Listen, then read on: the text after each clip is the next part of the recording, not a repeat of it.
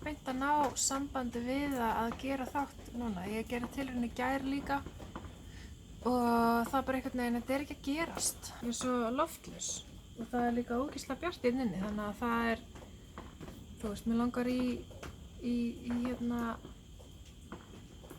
augnlokaaðgerð.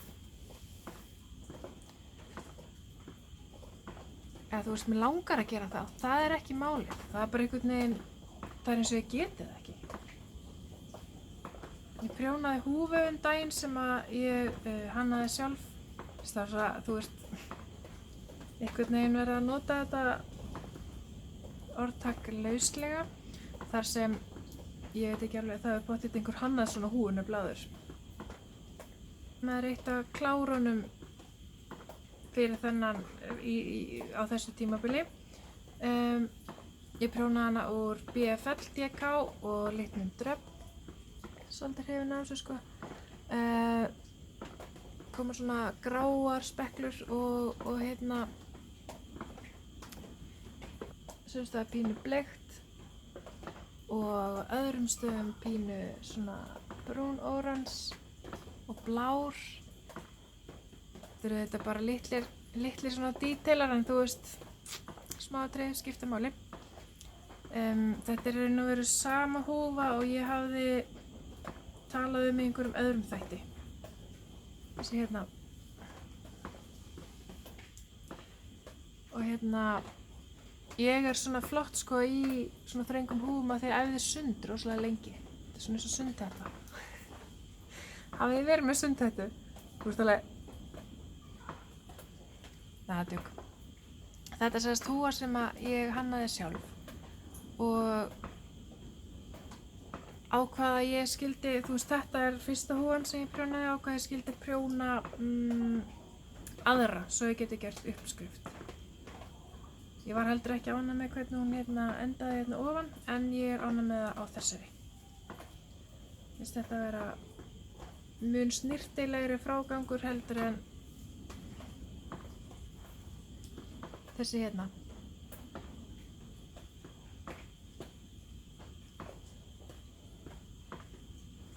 Sést munur? Já. Þessi þegar maður prjóna tvær saman, þá prjónaði ég bara tvær eins og venjulega, tvær saman, prjónaði tvær saman sléttar. En á þessari hafði ég gert, þú veist, þannig ég fór aftan í lekjurnar. Veit ekki á hverju. En hitt finnst mér svona snyrtilegra eða svoleiðis. Svo eiginlega byrjað á annarri húfu, ef við vindum okkur í verki vinnslu. Það mjög svipað húfa. Ég held sko að þetta þú húfa í fullorðinsstærð og þessa húfu barnastærð og ég á þetta eftir að gafninu. Þetta ein BFL DK hespa sem 100 grömm og 225 metrar.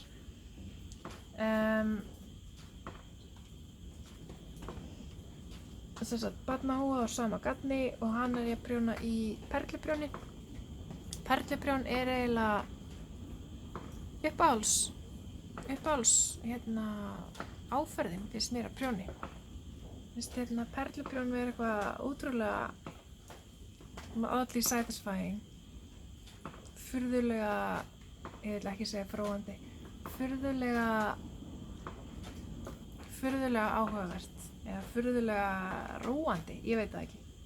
Þetta sögurnar af húfuprjóninu. Og svo ég með einn vettling í gangi. Hann geðveikt flottur. Ég búið með annan vettlinginn, kláraði hann í gær með herkjum einhvern tímann eftir miðnætti, alveg mást klára.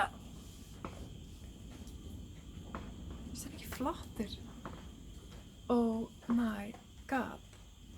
Af því að, já, bara geggjað flottur. Ég hef ekki prjónað svona vettling áður sko. Ég hef alltaf prjónað vettling, eða þú veist þessi tveir eða eitthvað sem ég prjónaði ævina. Ég geti hrifin af vettlingum. Ég hef bara þetta ótrúlega leiðilegir. En ég er eiginlega alltaf í vettlingum. Það ekki máli. Mér hefur ekki fundist gaman að prjóna þá. En þegar ég hef prjónað vettlinga þá hefði verið þetta típiska í hringinn.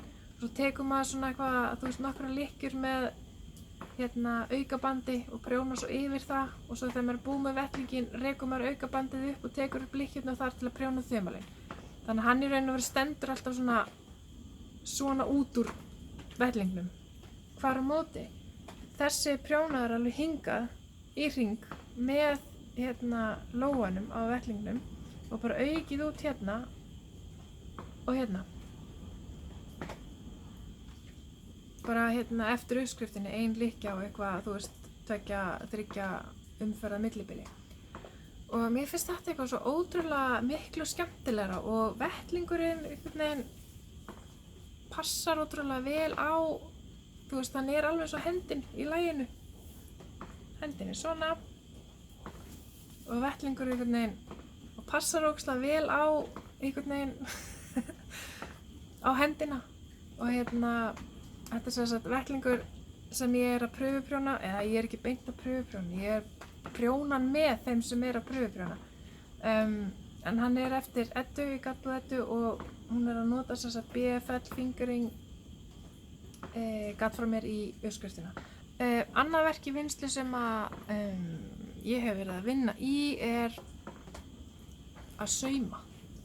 Ég hef aldrei saumað mér flík áður. Ég hef saumað svona verkefnapoka, þú veist, og gefið jólagjöf og eitthvað svona stöf eða notað sjálf og faldað gardínur og þú veist, kannski hef ég mögulega gert við eitthvað gat einhvern tímann. Ég held samt að það hafi eiginlega frekar verið þannig að ég hef verið beðin að gera við gat í saumavélinni en ég hef aldrei gert það eða eitthvað í þá áttina.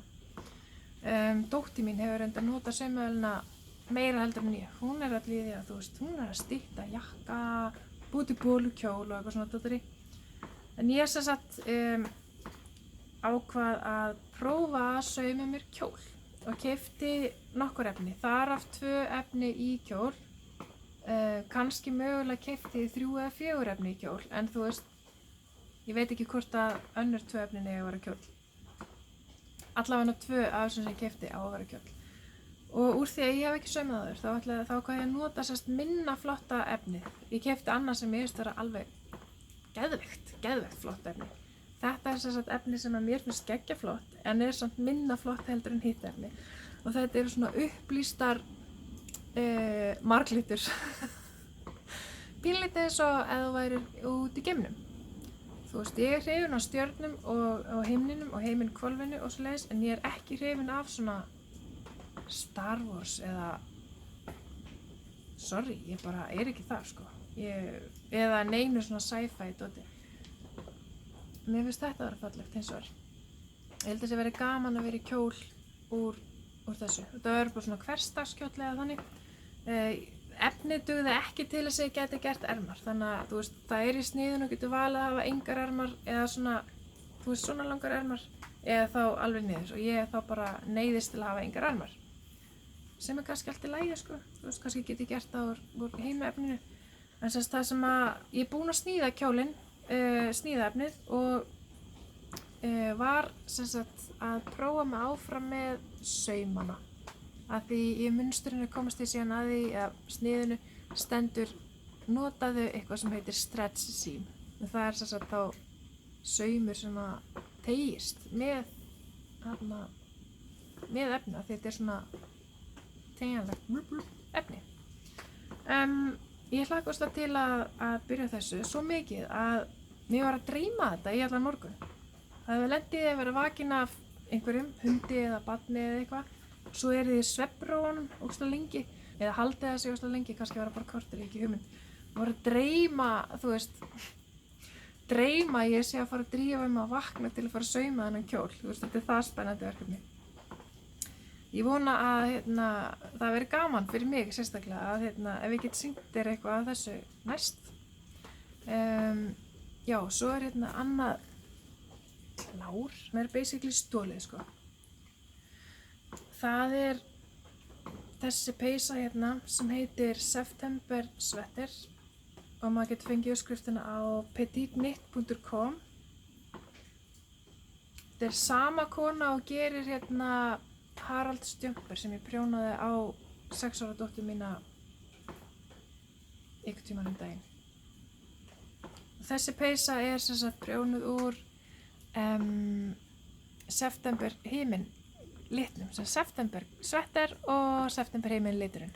Og það er sem sagt mohair, 1 þráður og MCN fingering garn frá Vatnsnesjum. Þetta er svona klukkuprjón. Ermarnar eru alveg síðar, mér finnst það gorgeous. Annarkvort vil ég hafa ermarnar, þú veist, eins og þessi bólur hérna, bara eitthvað á olnboganum eða rétt fyrir neðan, eða þá alveg síðar, af því að þú vil ekki þetta hérna atriði. Þú veist, þegar ermin er bara hérna og þú getur ekki teygt þig fram og þá er hún komin einhvert, ég veit ekki, svo er hún fyrir og eitthvað svona. Þannig að alveg síðar ermar eða þá bara stuttar ermar. Ekkert millibilskjaftaði. Systir mín er sem sagt svo sem prjónaði þessa peysu. Hún er að hjálpa mér pínlítið að prjóna svona sínusofn sem ég get haft í búðinni þegar ég opnaði henni í sumar og til að taka með mér og svona þegar ég fer á markaði eins og ég fer á prjónagleðina á Blönduósi. Það er hægt að kynna sér allt það á ég held að sé síða sem heitir prjónagleði.is eða líka textilmiðstöð.is. Þetta er sem sagt á Blönduósi í júní. Og svo ætla ég að sækjum á Hrafnagil líka, held ég stefna það. Anywho, svo er þetta með nokkra nýja liti. Einn þeirra er litur sem kom upp úr pottinum þegar við vorum að spá í litum fyrir leyniprjónin sem er að fara af stað núna hjá Eddu Ardísi sem heitir hvað ef. Það sé sjal eða trefill, maður getur valið og maður á að nota sér 2 svona skarpa liti og 1 ljósan til þess að, þú veist, munstrið njóti sín sem best. Og þetta sem sagt verkefni heitir hvað ef og það er hellingur af fólki búið að melda sig til. Það er geðvegt, ég hlakka ógeðslega til að sjá bara útkomuna. Þetta er bara mjög spennandi verkefni og ógeðslega flott.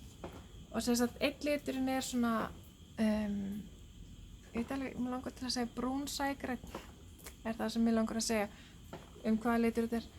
Og ég skýrði hann á milli línana. Það er sem sagt hvað ef sjalið / trefillinn er, hugmyndin að þessu er komin til Ardísar á tónleikum með GTRN. Og lagið hvað ef eftir GTRN er uppáhaldslagið hennar Ardísar.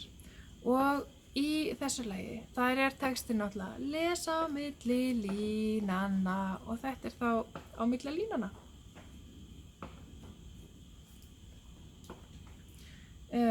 Annar litur, og nú man ég ekki hvort ég hef búin að ræða hann eitthvað en það kannski skiptir ekki máli.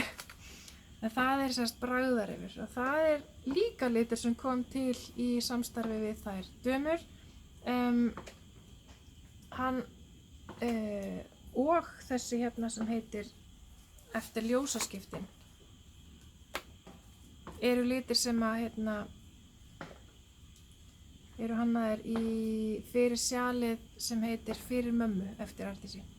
Og þar er reiknað með að maður noti kannski eitt svona, eða ekki reiknað með, maður getur notað heillit á móti ljósari spekkluðum lit.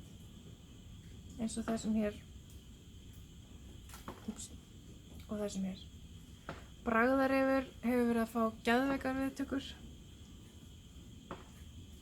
Þessi ekki eins mikið en ég held að hann eigi eftir að taka við sér þegar kemur sumar eða þegar vorar betur og svona.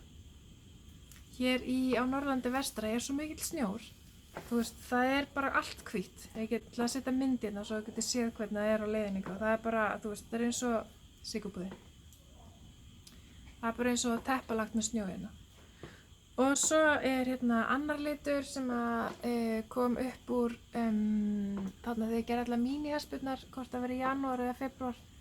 Og einn af þeim heitir Butterfly og er svona létt speklaður í mörgum litum eða svoleiðis. Það er svartur, gulur, bleikur, rauður, blár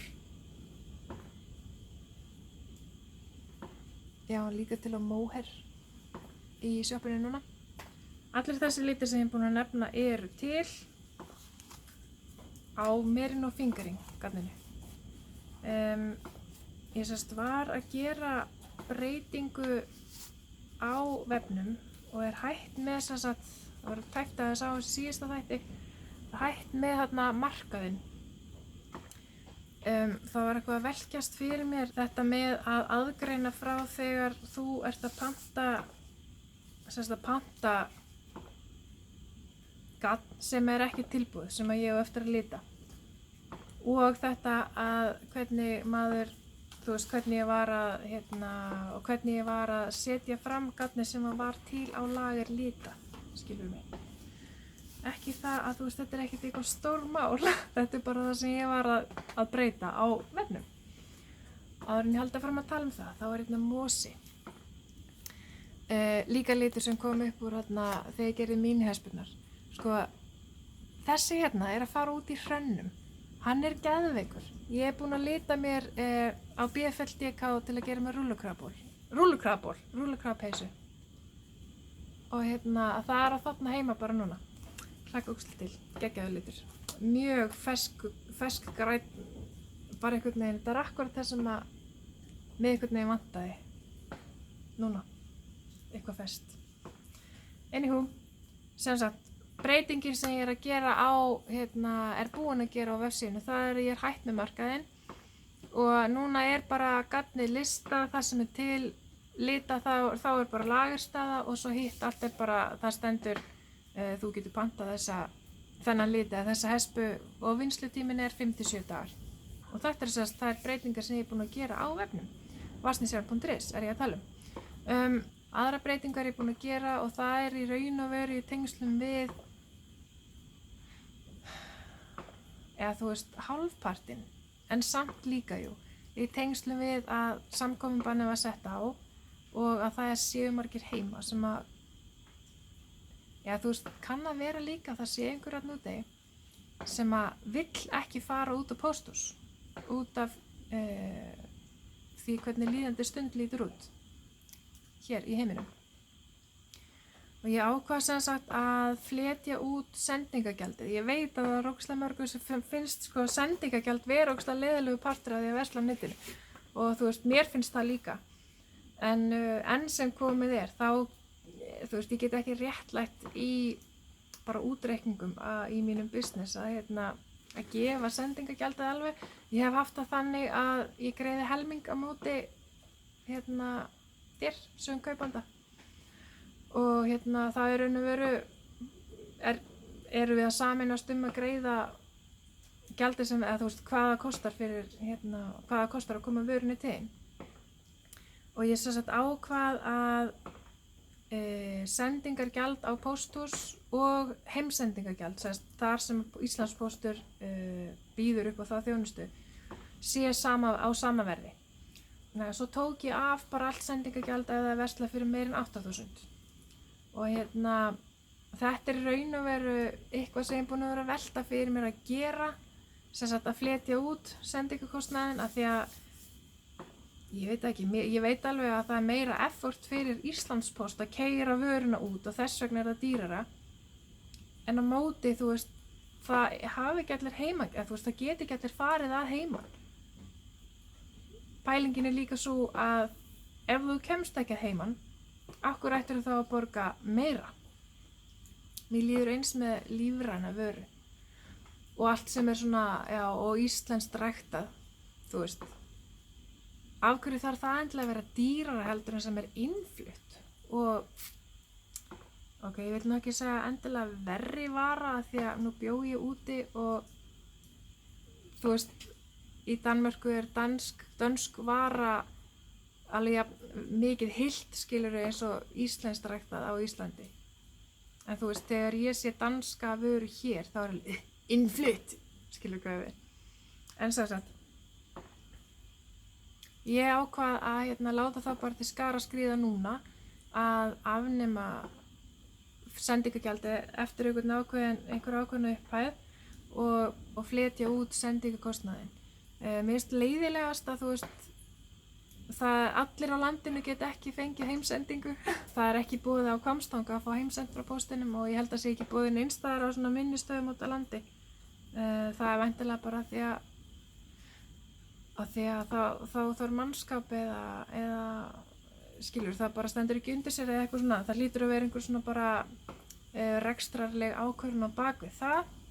Já, og fyrst það þá samkomubann og augljóst að það eru svakalega margir sem eru fastir heima við að láta þá bara verða af því núna að gera þessa breytingu. Ég reikna allt eins með að hún haldi bara áfram að vera samkomubann eður ei. Talandi samkomubann. Já, sem sagt, samkomubannið ekki beint að hafa áhrif á okkur enn sem komið gott nokk bara liðnir örfáu dagar, en þú veist, ég einyrkja og hef unnið ein síðustu 12 eða 13 árin, þannig að það ekki nein rosaleg breyting fólkin í því fyrir mig, já, og notabene unnið heiman frá. Það engin breyting fólkin í því fyrir mig að halda áfram að gera það sem ég búin að vera að gera síðasta áratuginn og gott betur en það. Þannig að því leitinu er þetta ekki íþyngjandi fyrir okkur. Reyndar var grunnskólanum síðan lokað, og framhaldsskólanum. Þannig að á föstudaginn fyrir samkomubann þá kom framhaldsskóla pían heim, bara svona eins og venjulega, frá Akureyri og fer síðan ekkert aftur ekki fyrr en eftir páska, ef það enda þannig að hún klárar þetta ekki bara í fjarnámi. Og svo var veður, það var svo mikið veður á mánudaginn síðustu viku að það var ekki skóli, það var bara aflýst. Og svo að þriðjudaginn þá var komið búðarlok á skólanum. Þannig að núna í viku hefur ekki verið neitt skóli. Það hefur gengið furðu vel hingað til Þetta eiginlega pínlítið eins og hvernig við verjum sumrinu. Af því að við vinnum þannig vinnu og það ekki frí á sumrin. Þannig að þau eru eiginlega vön því að slæpast og slæpast með þegar við erum bara á hvolfi og gott betur en það í þessari vertíða vinnu sem við erum í, eins og sem í raun og veru að byrja núna. Þú sér að ég með plöntur í uppeldi fyrir sumari sem á leiðinu, þó að það trúir mér náttúrulega enginn þegar hann sér snjófannfergið í kring. En sem sagt þá við erum búin að fá jarðarberjaplöntur fara í potta bara núna á mánudaginn næstu viku og gerum við þá ráð fyrir að vera kannski komið með jarðarberjaktinn í maí. Og þú veist, það allt að gerast þó að lífið heldur bara áfram. Þú veist, það ekki að stoppa þó að sé samkomubann eða lokaði grunnskólar eða þetta að ganga yfir, þú veist, þetta heldur bara allt áfram og við verðum bara að halda á vel á spöðunum og setja bretta upp ermarnar og axlaböndin á og bara allt til þess að í raun og veru að vera á floti ennþá með reksturinn eftir þetta, skilur mig. Ég nokkuð vissum að það fullt af svona litlum fyrirtækjum ég meina sömu sporum, þú veist, þú verður bara að halda áfram þrátt fyrir þetta, getur ekki bara farið í frí. Og svo þetta aðeins fengið mig líka til að hugsa bæði þessi uppákoma og rafmagnsleysi sem við lentum í í desember þegar kom sturlað veður og við vorum rafmagnslaus í 2,5 sólarhring. Þú veist, það var einhvern veginn bara virkilega spes upplifun. Þú veist, fyrstu klukkutímana þetta þetta, en þú veist, svo þegar kominn sólarhringur og svo annar sólarhringur og þú að vera búin með allt sem að ekki að skemmast í ísskápnum hjá þér og þú getur ekki elda neitt, þú getur ekki, þú veist, þetta var í desember. Það var kannski 2 tíma dagsljós. Þú veist, það voru bara kerti allstaðar, ógeðslega þungt loft af því að það var ekki hægt að opna gluggana því að það var kolbrjála veður úti. Og já, þetta tvennt hefur svona fengið mig til að pæla virkilega í hversu allt í einu man ég bara danska orðið, háð við erum búðinni til þess að lifa af hvað matvarðar og bara líka hversu rafmagn ótrúlega stór partur af því að vera til, eða þú veist, þú þarft rafmagn í allt einhvern veginn. Ég veit ekki alveg hvort ég að koma rétt með orðum að þessu, en til dæmis hvað varðar mataröryggi, þú veist, mér finnst bara núna stórkostlega óþægilegt að vera ekki að rækta bara allan minn mat sjálf. Þú veist, pælingin líka með því að vera að búa til sínar eigin flíkur eða að kunna það í það minnsta er að geta bjargað sér, þú veist, að einhver leyti er þetta þannig að þú veist, þú verður eiginlega að kunna eitthvað til að geta bjargað þér. Að því að segjum sem svo að hérna á Hvammstanga er búð, ein búð, sérst matvörubúð og hérna núna er hún opin í 2 tíma á dag. Segjum að allri flugumferð yrði slútað, það var ekkert að fá vörur til landsins og svo myndi á maturinn á endanum klárast í búðinni. Segjum að landshlutum yrði lokað út af einhverju svona, þú veist, þessari veiru eða einhverju sem kemur kannski í framtíðinni eða einhverju öðru þarf ekkert endilega að vera einhver veikindi, maður veit aldrei að þú veist, landshlutanum yrði lokað og þá ert í svakalega slæmum málum að því að þá kemur engin matur hingað, þú veist. Og ef þú kannt ekki að rækta þinn eigin mat, eða þú kannt ekki að, þú veist, þú ert ekki með dýr, þú eilur ekki dýr og þú ert, ég meina, hvað þarf að gera? Þú veist, mér finnst þetta að setja í stórkostlegt samhengi, eða samhengi bara þetta með að kunna að lifa af án þess að þurfa að kaupa inn.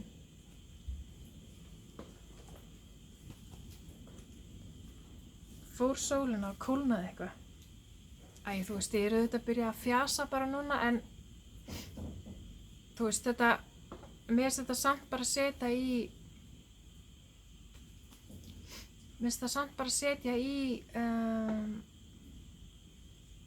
setja í einhvern veginn aðra mynd, þetta með að vera neytandi og að vera lifandi í lífinu, að þetta sé pottþétt eitthvað svona skilsett sem að maður ætti að kunna og geta og koma sér upp aðstöðu til er að rækta sinn eigin mat í það minnsta, kunna að búa sér til föt.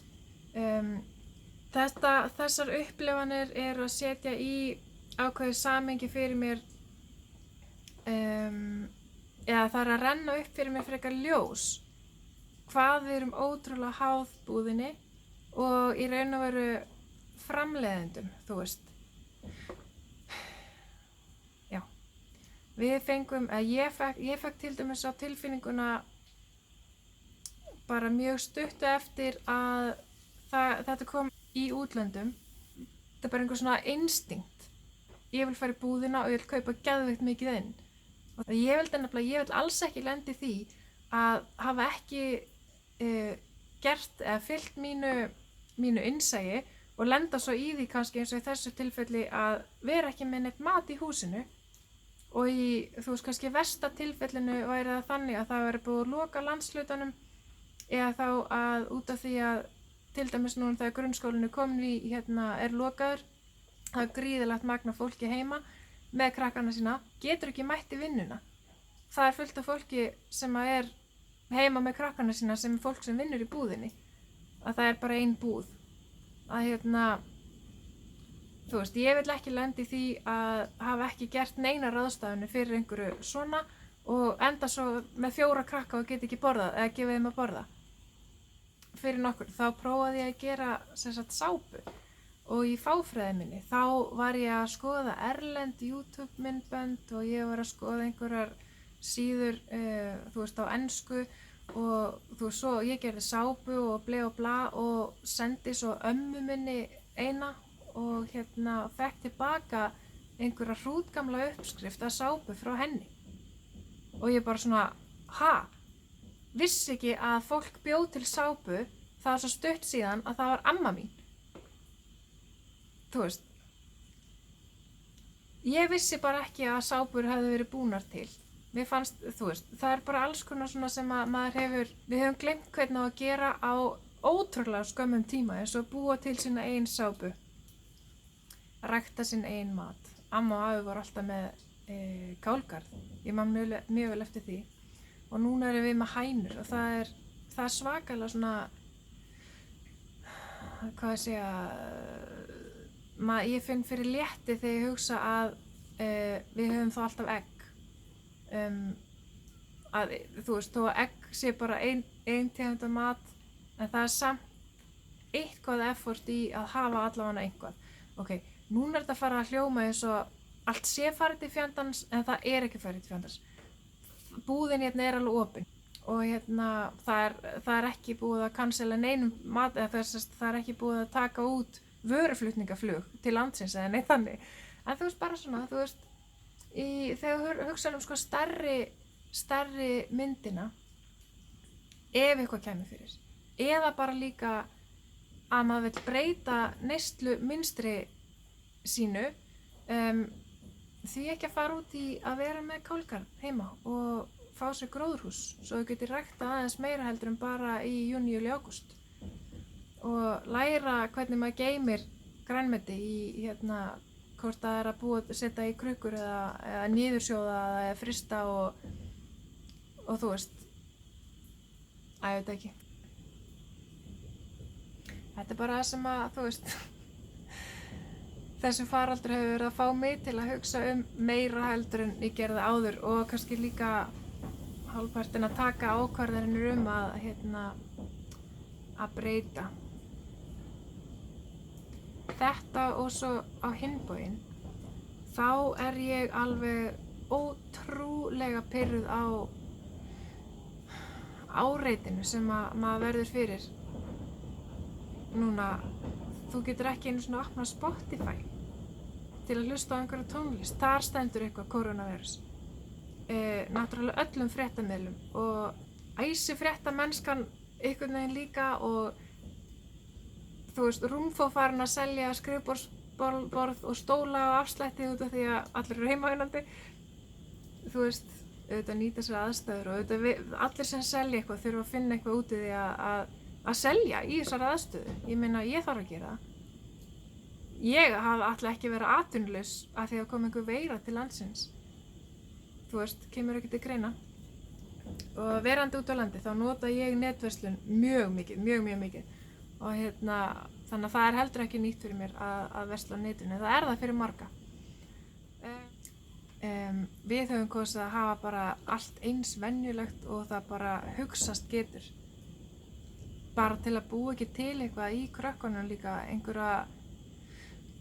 einhvern óþarfa þrýsting og já, mér finnst bara fólk þurfa aðeins að passa sig á því, fólk og líka stofnanir, að vera ekki endalaust að pósta hvað þú gætir verið að gera með barninu þínu, af því það býr til svo mikla pressu á foreldra, sérstaklega að því að tala hvað þú gerir með barninu þínu, að þú veist, fólk fer bara hjá sér, alltaf leið, bless. Halleluja, ég er hætt. Man ekki alveg því að nú er ég búin að gera sko nokkrar tilraunir til að taka hana þátt upp. Í gær var hávær hæna hérna inni. Fyrr í dag þá lag mikið hérna. Ég veit það ekki. Svo átti ég bara erfitt með að koma orðum að því hvað það var eiginlega sem að ég vildi segja, ég vildi koma framfæri. En ég finn að ég er tóm núna. Ég heiti sem sagt Kristín og þetta er Vatnsnesjarn podcastið. Gleður mig að sjálfsögðu að það séu komnir nokkrir áskrifendur. Mig er að finna á Instagram og Ravelry og YouTube og Facebook undir notendanafninu Vatnsnesjarn. Það væri awesome ef að þú myndir vilja vera áskrifandi. Þá er svona rauður hnappur einhvers hérna og þú getur ítt á hann og fengið, ef þú ítir á bjölluna líka þá færið tilkynningar hvenær kemur nýr þáttur. Einhverjar spurningar eða eitthvað, þú veist, þú getur skilað eftir í kommentaþræðin milli fyrir neðan og ég bara er alveg í stuði til að svara þeim sko. Og þá látum við þetta bara duga í bili. Ég held ekki að það sé neitt annað sem að ég vil koma framfæri nema bara að mér þykir óskaplega vænt ykkur og bara hafið það ótrúlega gott í þessu ástandi. Og prjóna, ég held að það sé eina leiðin.